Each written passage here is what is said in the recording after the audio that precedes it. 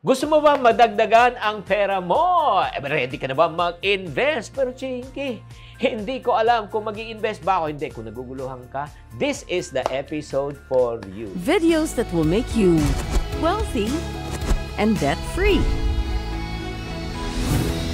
Hi there, this is Chinky Tan, your pambansang wealth coach. Thank you very much for tuning into this channel. To invest or not to invest? That is the question. Alam mo, marami pong mga tao talaga medyo naguguluhan, no? Mag-invest pa sila, saan sila mag-invest, paano ba mag-invest? At nakakatakot talaga mag-invest, lalo na kung di mo alam kung ano ang gagawin mo, ano yung mga options and choices mo. Kaya nga bago mag-invest, let me present to you para hindi ka na mahirapan, okay? Ano po ang mga pros and cons, okay? Pros and cons of investing, taking the risk, or just not investing, put it in a regular bank account. Okay, let's talk about investing. Pag nag-i-invest kayo, syempre, yung pera nyo pwedeng kumita. That's number one, di ba? Mas mataas ang returns, di ba? Imbis na normal na interest lang sa bangko ng less than 1% interest per annum, ang nangyayari niyan, mas mataas ang makukuha po natin. At mamaya pag-uusapan po natin kung magkano interest at saan. And then, nagkakaroon po tayo ng tinatawag na wealth accumulation. You allow money to work for you instead of you working for money. Nagkakaroon ka na ng tinatawag nating na passive income. Diba? Ang ganda po niyan. Siyempre, gusto po natin, lahat po tayo nangangarap na pagdating ng panahon na kahit na di na tayo nagtatrabaho, may pumapasok pa rin pera. Gusto mo ba yon? Kung gusto mo, type gusto. And syempre, last but not the least, nagkakaroon din tayo ng tinatawag na diversification. When you say diversification, hindi ka lang kumikita sa active income sa trabaho mo, pero kumikita ka rin sa tinatawag na passive income. Cons. Ano naman po ang cons? Ang cons naman, syempre, pag nag-invest ka, ay may risk. May risk na matalo ka. That's number one. Reality yan eh. Hindi naman siya sugal, pero parang negosyo, di ba? May risk na mawala rin, malugi. Number two, hindi mo control kasi it's dependent, yung pag-i-invest po natin, hindi natin control. Control yan ng market. Market forces, economics, di ba? Law of supply and demand, mamaya pag-uusapan din natin. And then also cons, ay kailangan pag-aralan mo. Hindi po ganun kadali. You just need to make due diligence, do your own research bago ka pumasok. Yan po yung mga cons. Now, when you keep your money lang sa traditional savings account o linalagay mo lang kahit saan, di ba? O let's say kahit nasa ano lang, sa bahay lang. Ang pros, syempre, accessibility na makukuha mo siya agad. Number two, liquidity, just in case nagkaroon ka ng emergency, may pera ka, di ba? Walang masyadong risk, minimal risk kasi nga hindi mo na-invest walang risk na malugi siya. However, may cons. Number one, pag nilagay mo lang sa regular savings account, napakababa po ng interest. That's less than 1% interest per annum.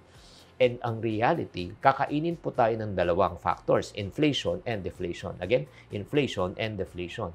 Inflation po ang ibig sabihin pagtaas ng presyo. Deflation po, ibig sabihin pagbaba ng ika ng halaga ng ating pera. So, imagine po, pag in-average po natin yan, ang nawawala po sa ating pera, more or less 10% per year ang nawawala pong pera. Halimbawa, nung ibig ko po sabihin, kung naalala nyo magkano po ang presyo ng regular na meals sa Jollibee, yung sulit meal, more or less 50 pesos. Pero ngayon, ang budget meal, 60 to 70 pesos na. Diba? Nag-increase ng 40%. Bakit? So, tumaas ng presyo ng bilihin, bumaba pa ang halaga po natin. Diba? Yun po nakakatakot. Kaya nga mga friendship, kaya nga tatanungin yung sarili mo, should I invest or not? Ikaw lang makakaalam yan. Diba?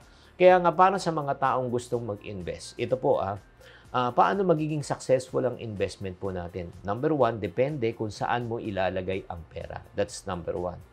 Okay, you should ask yourself, diba? Marunong ka bang mag-invest? Kaya nga, ito yung opposite. Opposite po. Ito lang po pakiusap ko. Never invest in something that you do not understand no matter how profitable it may be. Baka imbis na kumita ka, malugi ka pa. Diba? That's number one. Number two, hindi lang saan mo ilalagay ang investment mo. Ang importante, tanungin mo sarili mo, ano bang goal mo bago ka mag-invest? Ang goal mo ba ay for short, medium, or long term? Ang short term po, immediate ang income. Ang medium term, 6 to 20 years. Ang long term, pang 21 to 20. At sana naman, kung may mapili kang investment vehicle, it should be aligned for the short, medium, and long term. Bibigyan ko na kayo ng sample. One last na lang to before we end. Okay?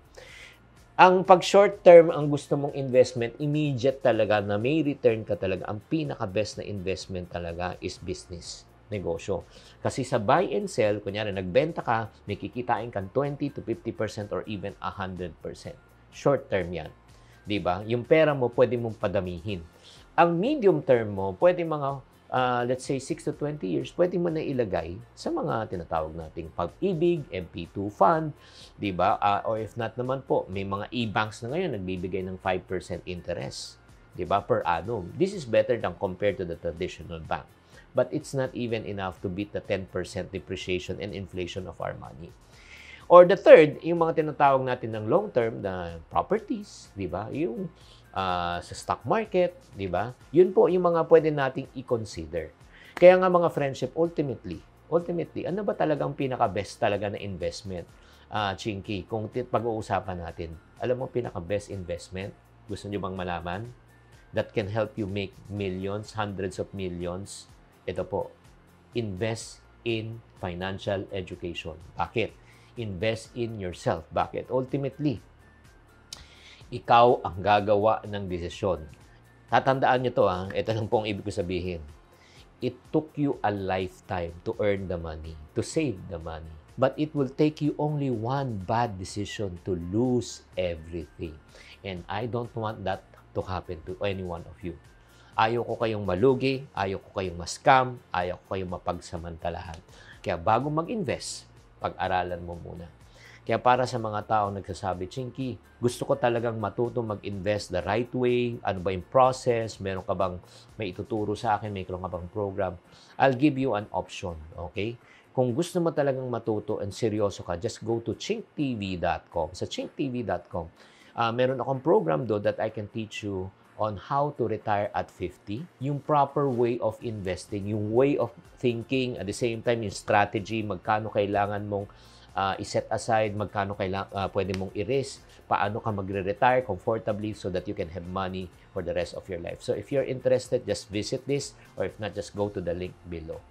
Sana naman na-enlighten ko kayo na if it's really time for you to invest or not. If you like this video, my request, please share this video at mag-comment din kayo kung ano ang realization mo sa video na ito. Tatandaan, tamang karunungan, tamang disiplina ang susi po sa pagyaman.